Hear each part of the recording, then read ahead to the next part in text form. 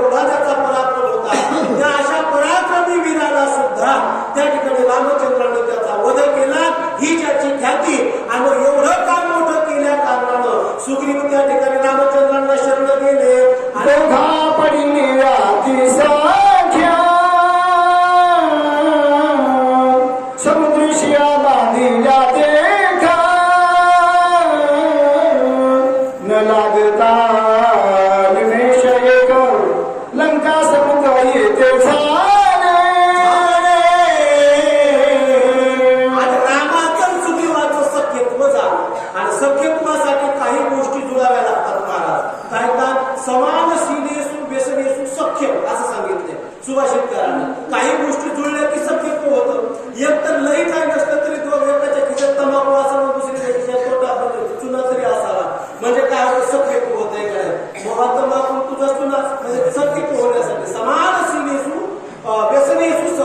मग आज इथं दोघांची सख्य होण्यासाठी काय साम्यत्व आहे? एक साम्यत्व आहे. काय साम्यत्व आहे? सुग्रीवाची पत्नी इतके दिवस वालीच्या ताब्यामध्ये होती आणि मग प्रभू रामचंद्रांनी सुग्रीवाची पत्नी त्या वालीच्या ताब्यातून मुक्त केली आणि माझी पत्नी माझ्या ताब्यात तरी कुठे? माझी पत्नी कुठे? म्हणजे रावणाकडे. या सख्यत्वामुळं आज दोघांचं नातं असं घट्ट झालं आणि सुग्रीव आणि रामचंद्र एकत्र आले. युद्ध झाले घोरांगर रावण प्रधानादी कुमार मारिले सैन्य झुंजार मारिले समुद्र एक आणि मग त्या सुग्रीवानं उपकारातून आपण उत्तीर्ण झालं पाहिजे म्हणून त्या रामचंद्राच्या पत्नीच्या शोधासाठी सगळं वानर सैन्य लंकेला घेऊन गेले आणि घोरांगर युद्ध केलं आणि त्या युद्धामध्ये रक्ताचा सडा पडला.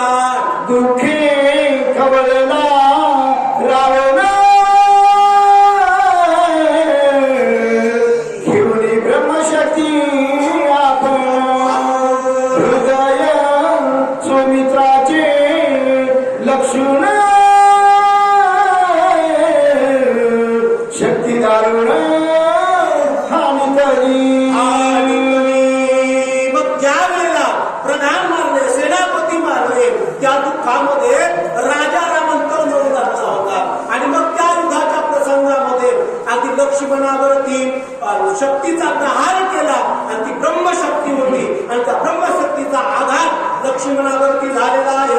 शक्ती भेदून हृदयासी निघून गेली भूमीसी आधी कळता सुमित्रासी पिढीलाच ती निचेष्टित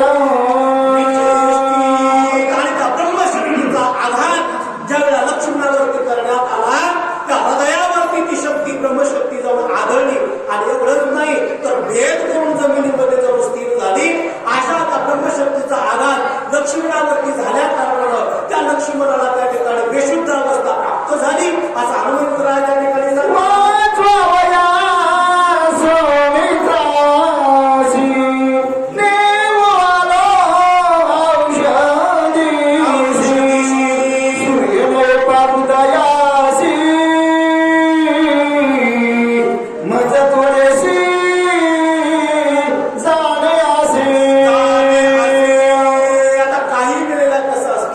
समोरचा माणूस पाहून आपला अंतःकरण तिथं मोकळं करायचं असते, नाहीतर ऐकून घेतात बघा आणि तुला तेच आपल्याला हसत असतं.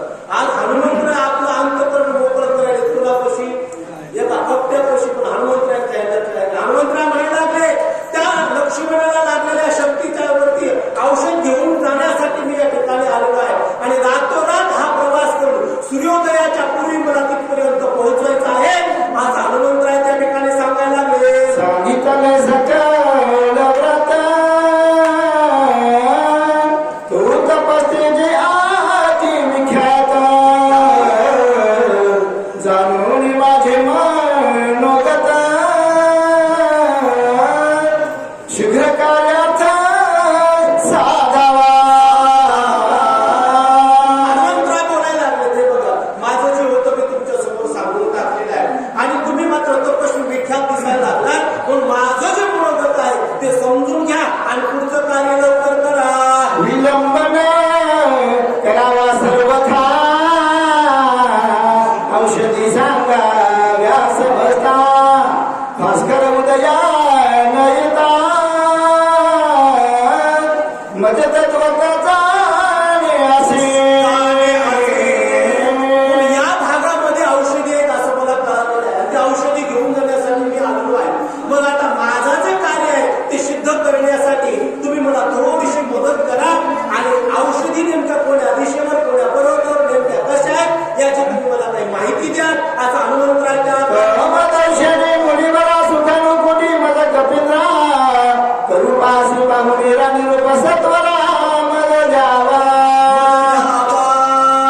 तुम्हाला असं वाटत असं माझं काही पाहुणे करावं काय आदर आतिथ्य करावं बाकी ते सर्व घरावं तुमचं पण मला मात्र सूर्योदयाच्या पूर्वी त्या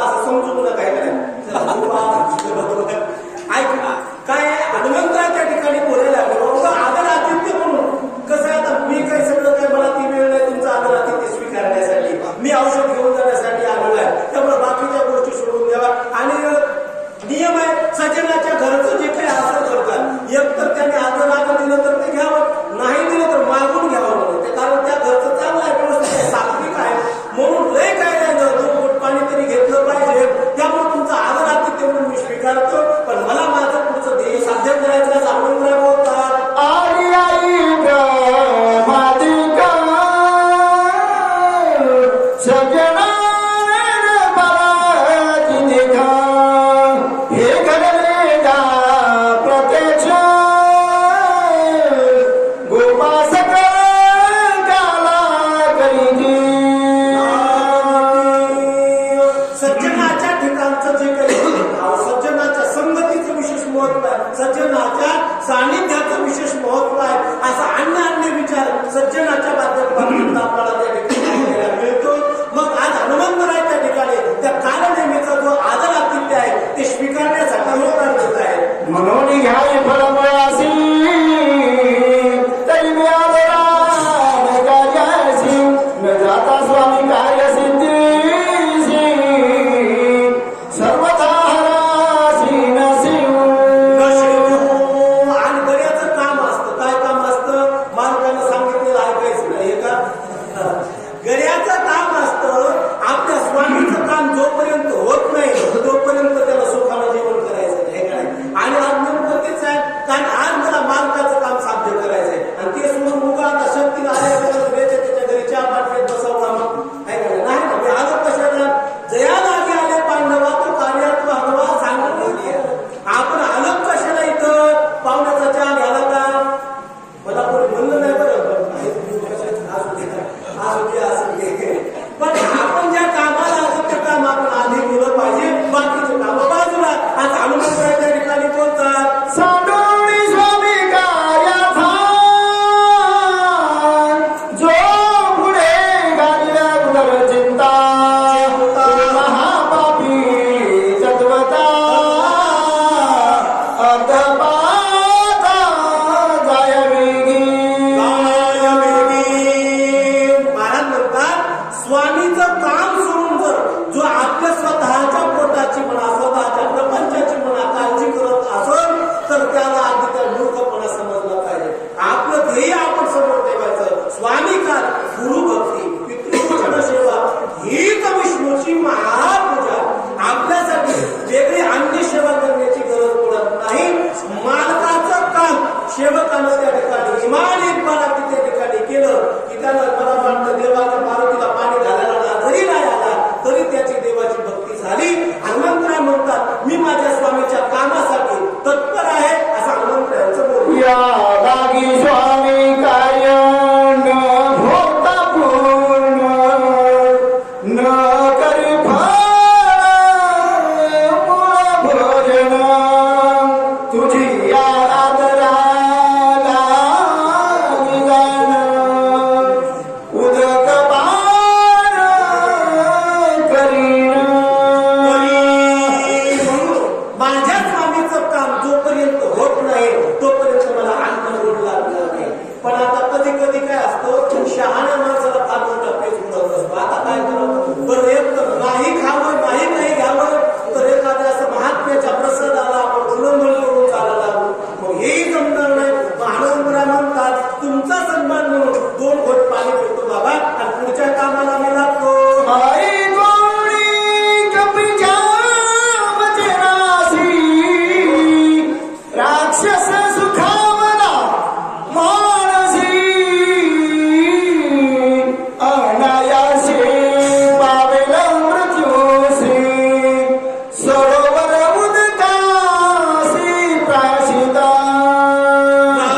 सीता ज्या वेळेला हनुमंतरायचं मनोगत त्या राक्षसानं त्या कालनेमीनं तथाकथित महाराजांना ऐकून घेतलं त्यावेळेला महाराजांना टाळीच वाजवायला सुरुवात केली. का थोडा आप आयाला पहाड गेली तेच करायचं होतं ना. तेवढा बस एवढं जरी झालं तरी बस झालं का? आता याला काय करू आपण? आपल्या आश्रमात बाजूला सरोवर आहे, त्या सरोवरामध्ये म्हणजे काय असेल ते संकट त्या ठिकाणी त्याला तयार आहे, त्याला तिथं आपण गोळून देऊ म्हणजे आपलं काम झालं. ऐसा निश्चय मानून पूर्ण बोले कपिसी वचना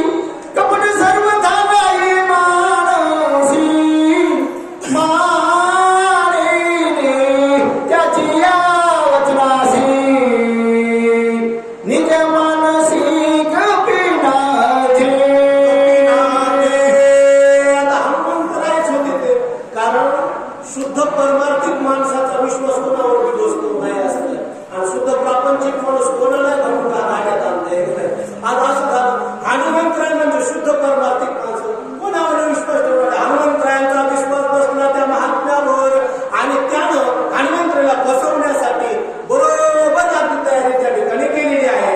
साधू वचने कल्पकारी तो नर महादुराचारी ईशन पावतो संसारी चराचरी अतिनिंद्य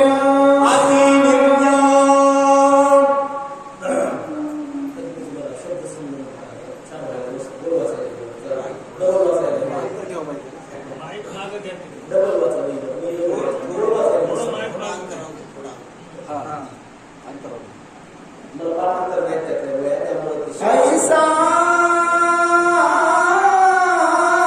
निश्चय करुणी पूर्ण मानुने ऋषीचे वचन मग दृष्टी सर्वार लक्षण उदक पान करू आला. हनुमंतरायांनी निश्चय केला का साधूच्या वचनावरती विश्वास ठेवला आणि बस त्या सरोवराकडे दृष्टी वेधली. आता मी कधी त्या सरोवराचं पाणी पिईन आणि कधी माझ्या स्वामीच्या कार्यासाठी तत्पर राहील अशी उत्ताविलता हनुमंतराला लागलेली आहे. उदक पान हनुमंत करावया उदकात रिगताची पायी देत पायी त्वरित धरिला.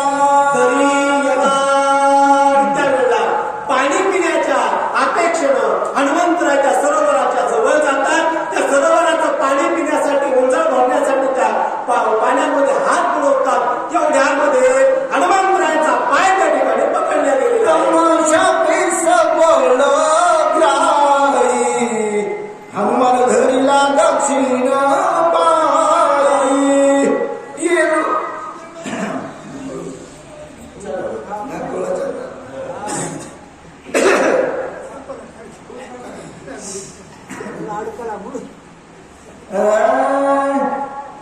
ब्रह्मशापे सबळ ग्राही हनुमान धरिला दक्षिण पायी येऊन धडावीर पायी भय नाही कोणाचे. ब्रह्मशाप प्राप्त असलेली एका ठिकाणी ग्राही म्हणजे एक अप्सरा त्या सरोवरामध्ये तिने हनुमंतरा सबळ आहे, सबळ म्हणजे बलवान होती तिने हनुमंतरायांचा डावा पाय पकडला आणि पाय दक्षिण उजवा पाय पकडला आणि उजवा पाय पकडला. हनुमंतराय तर हनुमंत महाबली ज्यांना विशेष महाबली आहेत अशा हनुमंतराच्या ठिकाणी भयभीत झाले नाही, परंतु तो पाय त्या ठिकाणी हनुमंतराचा पकडला गेलेला आहे. स्वभावे निधडावीर त्यावर श्रीरामाचा किंकर दंश्यते काळ चक्र ग्रह किंकर त्या काय पुढे. त्यापुढे हनुमंतराय होते ते हनुमंतराला शुल्क संकट आहे. कारण ज्या हनुमंतरायांचा दराला काय आहे काय बाबांजवळी काळा घातली तो डरी काळाला व्यसन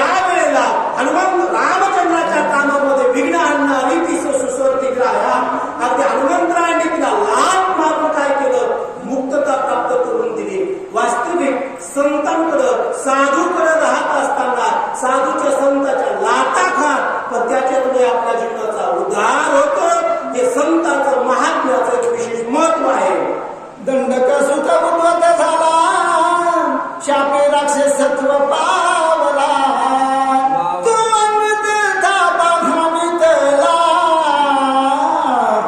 तत्काळ केला निर्मुक्त पुढं बसला का डोंगर असताना पुढं डोंगर असताना सांगायला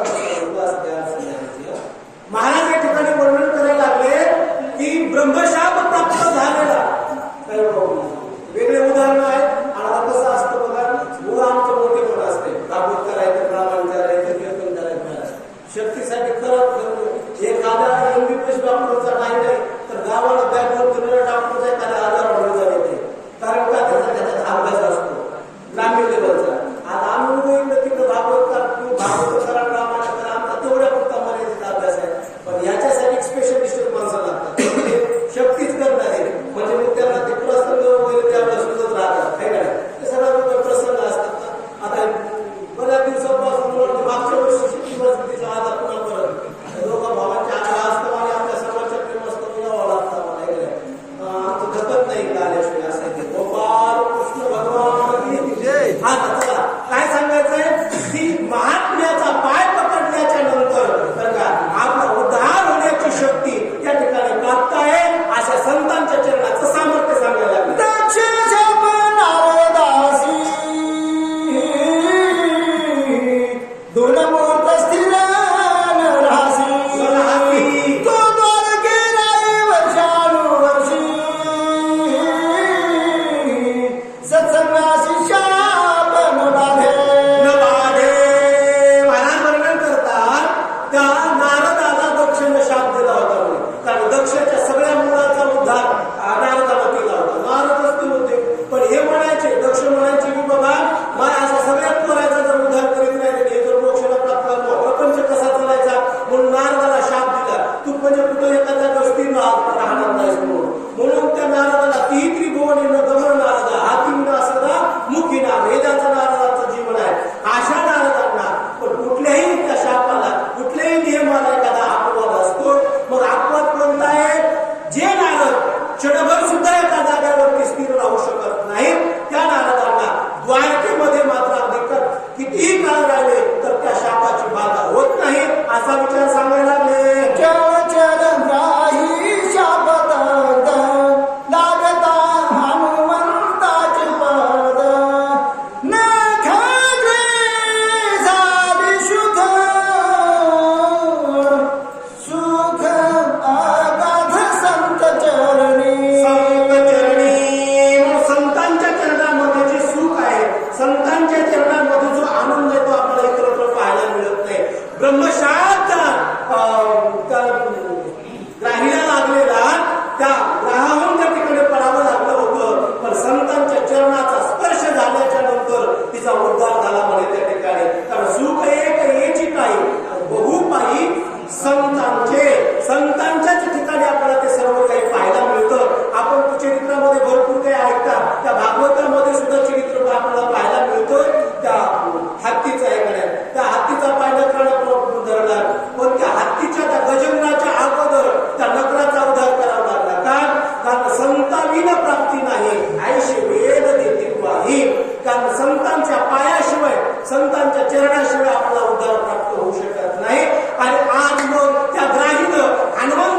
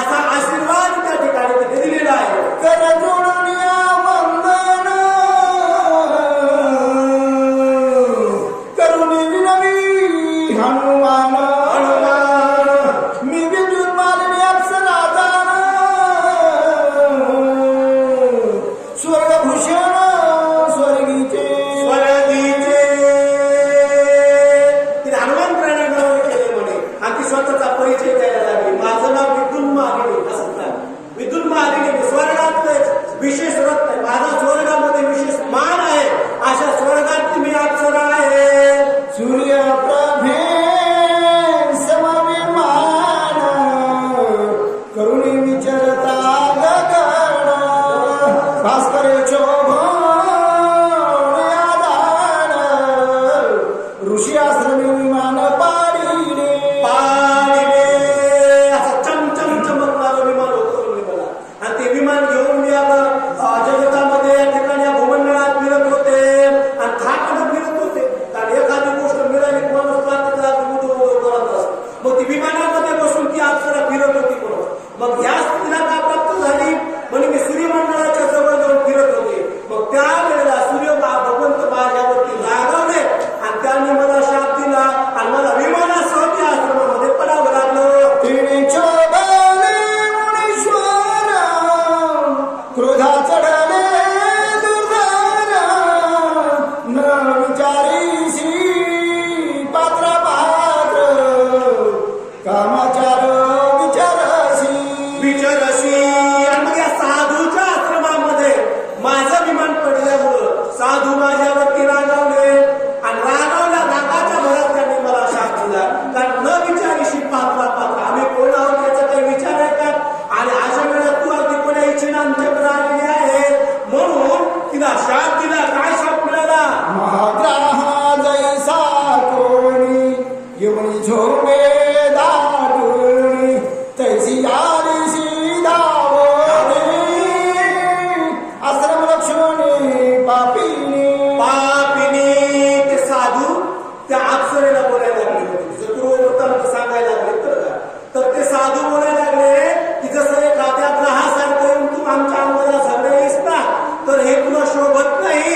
म्हणून अगदी तुला त्याच पद्धतीचं स्वरूप प्राप्त व्हावं अशा पद्धतीचा शाप त्या महात्म्यांनी त्या अप्सरेला त्यावेळेला दिलेला आहे. ग्रहाय साधावसी ते तू महाग्राही होसी ऐशी शापीने वेगेसी तेरी ग्रहा त्यासी पावले ग्रहासारखी तू अंगावरती धावून यायला लागलीस ना म्हणून नुसती ग्रह नाही तर महाग्रह होऊ आणि मग त्या वातावरणातून मला या आश्रमामध्ये ग्राही होऊन त्या ठिकाणी पडावं लागलं. असा त्या साधूंचा ब्रह्मशाप मला मिळाला होता. त्यासी होनी शरणागत म्या प्रार्थिने ते महंत रविसी म्या केले मुदित दंड तदर्थ झाला मला झाला काय असतं काही वस्तू आणि त्यातले त्याला महिलांना पासून मिळाले असं तुला उद्धटपणाची बाबत होती. हे विमान घेऊन फिरत होते त्या सूर्यमंडळाच्या भोवती आणि मग त्यामुळं अगदी मला काय झालं तो दंड भोगावा लागला. मला त्यामुळं काही शिक्षा भोगावी लागली. मला या ठिकाणी ग्राही होऊन पडावं लागलं. असं ती अप्सरा त्या ठिकाणी बोलायला लागली आहे. साधुसी जो करीन छलन अथवा करी उद्यतपण किंवा करी जो हेळन तात्काळ पतन तो पावे म्हणून साधूच्या जवळ जात असताना आपण लिंक धारण केली पाहिजे. साधूकडे जात असताना आपण आपल्या ताठ्याने जाऊन अगदी त्या ठिकाणी चालत नाही. साधूकडे अगदी त्या ठिकाणी मी ताठ्यानं म्हणजे ती येऊन पडली नाही तर माझी ही स्थिती झाली. पण आज आपण साधूकडे गेले लिंक धारण केले तर अगदी साधू धार करून देत असतात. असं ती अप्सरा म्हणायला गेली आहे. नवदीप पुराणीच्या कथा माझा अनुभव प्रत्यक्ष आता जे उपेक्षुती साधू संता त्यासी कस्ता रोकडी आणि याचं त्याचं उदाहरण दिल्यापेक्षा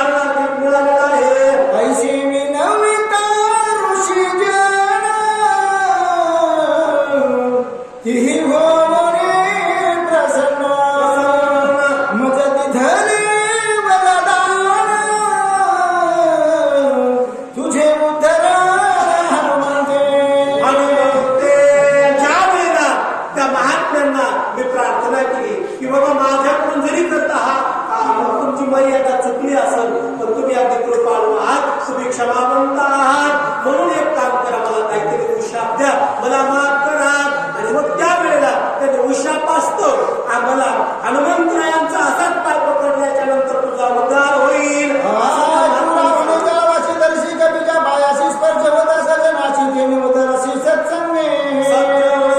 असंच या सरोवरामध्ये पडत राहून तू येणाऱ्या प्रत्येकाचा पाय दर्शील आणि एक दिवस हनुमंतराय या ठिकाणी आश्रमात आल्याच्या नंतर त्यांचा तू पाय पकडशील आणि मग तुझा उद्धार होईल.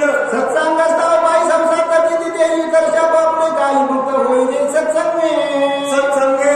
काय करतो? सत्संगामध्ये गेल्याच्या नंतर आपला उद्धार व्हायला लागत असतो आणि आज निर्पती घडलेला आहे.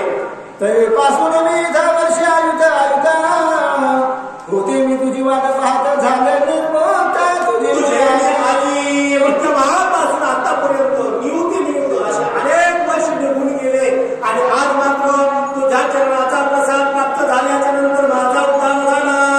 जन्म मरणावस्था मज नाही गा सर्व म्हणून कलिकाला म्हणून लाता स्वरूपता पावले. कारण मला जन्म मरणाच्या मी आतीत आहे. स्वर्गातली अप्सरा मला मृत्यू नाही, मला जन्म नाही. परंतु अशा अनेक महात्म्याच्या लाटा खाऊन खाऊन खाऊन मी त्या शापातून मुक्त झाले आणि आज माझा उद्धार झाला.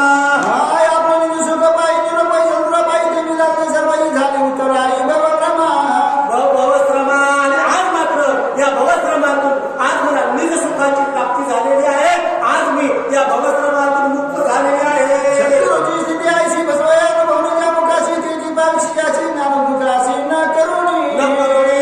आज सद्गुरूची स्थितीच अशी आहे, स्वयं अनुभवाने ज्या सुखाची स्वतः सद्गुरू त्या सुखाचा अनुभव घेतात आणि त्याची अनुभूती शिष्याला आणून देतात आणि आज माझ्या जीवनात तेच घडलेलं आहे. पित्याचे समस्त विदा पुत्र समजा विकारिता तैसे सद्गुरु सुख समस्त शिष्या क्रमिता भावा. या ठिकाणी महाराजांचं बोलणं आहे, लेखकांचं बोलणं पण बोलणं आहे. काय म्हणतात महाराज सांगायला पित्याचे समस्त जी वित्त म्हणजे जी संपत्ती आहे, तुकोबाला सुद्धा बोलले पित्याचे जे काधोड पुत्रा कोण वंचित. आणि आज मला माझ्या स्वामींचं माझ्या नाताबांचं जेवढं काही अगदी आध्यात्मिक संबंध श्रीमंती होती ती श्रीमंती मला प्राप्त झाली. अजात पक्षाची जाती पाही नेरे मौनी बाजूने काही मुख पसरून सर्वही ग्रास अवघाई जेलीत. अजात पक्षाची स्थिती सांगितली. अजात पक्षी म्हणजे घरट्यामध्ये राहणारं छोटंसं पक्षाचं, तर त्याला फारशी जगण्यासाठी कष्ट करण्याची गरज पडत नाही. आई कुठंतरी ती पक्षीने कुठंतरी दूर जाते, चोंचीमध्ये चारा घेऊन येते आणि त्या लेकराच्या चोंचीमध्ये अलगद टाकते. तसा मला मिळालेला प्रसाद आहे. तशी ती प्रेमेतेने विसरून आपुले खाणे सगळा घास बाळका देणे बाळका कारणे आवंचक आणि आई आपल्या मुलावरती प्रेम करत असताना निस्वार्थपणे प्रेम करत असते. एखादा गोड घास जर मिळाला तर लेकरासाठी ठेवते आणि तसा रामायण रूपी हा गोड घास माझ्या स्वामींनी माझ्यासाठी ठेवलेला आहे. तुझी माझा ईश्वर तुझी माझा शत्रू माझा दिनावदारू केला साचार तू आहे म्हणून माझ्यासाठी ईश्वर तुम्ही आता माझ्यासाठी गुरु परमात्मा आहेसा ज्याचा गुण विश्वास आणि मी त्या विश्वासावरती आणला आहे. संसार सागरी बुडता शत्रू वाचोणे तात्वता आण नाही सोडविता सत्य वार्ता ही माझी आणि संसार रूपी सागरामध्ये बुडत असताना तुम्हा आम्हाला काढण्यासाठी तिथून वाचवण्यासाठी दुसरा कोणताच त्या ठिकाणी आपला ठाव ठिकाणा आधार मिळत नाही. तो म्हणजे गुरु सोड अन्य आपला जागा नाही. तू आहे का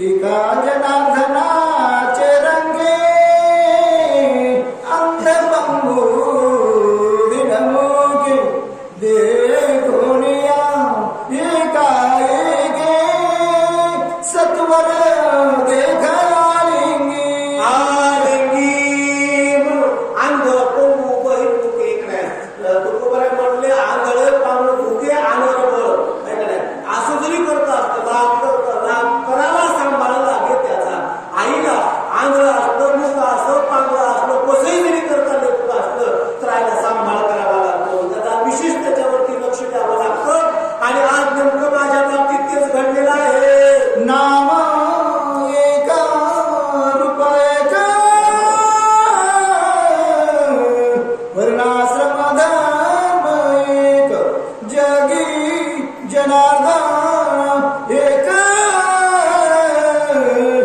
नाम तारा गाती जगती जगती नाथ बाबा गाव बाबा आपल्या गुरूंच्या विषयी स्वामींच्या विषयी अनन्यता प्रकट करायला लागतात. म्हणून माझ्यासाठी नाम रूप जे काही असेल ते फक्त आणि फक्त तुम्हीच आहात. आणि आज मला तुमची कृपा या ठिकाणी प्राप्त झालेली आहे असं या ठिकाणी बोलायला लागतात. एका जनार्दन शरण करुणियाच रास्तवन सांगू पाहे पुढील चिन्ह सावधान परिसावे पूर्ण आश्रम जाऊन अप्सरेचं जे स्तवन आहे अप्सरेनं जी स्तुती गायलेली आहे त्याचाच विचार या ठिकाणी महाराज या अध्यायाच्या माध्यमातून शेवट करतात. पण त्याचा विचार आपला पुढच्या अध्यायामध्ये गोड स्वरूपात श्रवण करायचा. सज्जनाचा स्वभाव पूर्ण दीन दयाळू चातक घन अनाथासी देखता जाणा घेती धावणे उचलोणे महाराज म्हणतात सज्जनांचा स्वभाव हा आहे. सज्जनाच्या स्वभावाचं लक्षण सांगितले का एक दीन दयाळू अनाथ बेवारस दिसल्याच्या नंतर तो सज्जन माणूस आपला कर्क हा भेद त्या ठिकाणी ठेवत नाही. तो नेत्र पाहिल्याबरोबर भटकन उचलून घेतो त्याला आणि त्याला काय हवं होतं त्या वस्तू पूर्तता करतो. हा स्वभाव सज्जनाचा आहे आणि माझ्या बाबतीत नेमकं तेच घडलेलं आहे. गोड लागे निज मानसी ते वंचोने स्वगोत्रासी निधनी त्रिपुत्रासी अनाथासी अर्पिता महाराज गावा बाबा नाथ महाराजांचे एक मोठे वर्णन करायला लागले. काय जो गोड घास आहे तो गोत्र जे असेल आपल्या गोत्रातल्या कोणालाही न देता माझ्यासारख्या अनाथाला तो गोड घास त्या ठिकाणी ठेवलेला आहे. आई काय करते मालकाला सुद्धा खाऊ देत नाही कोणी घास येत नाही. म्हणजे ज्या मालकावर अगदी नितांत प्रेम असतं त्या मालकाची अर्धांगिनी असते पण मालकाला सुद्धा गोड घास खाऊ देत नाही. का मोठीने गुरुरायने खायचं लेकराला ठेवते. तसं माझ्या गुरूंनी बाकी सगळ्यांना वंचित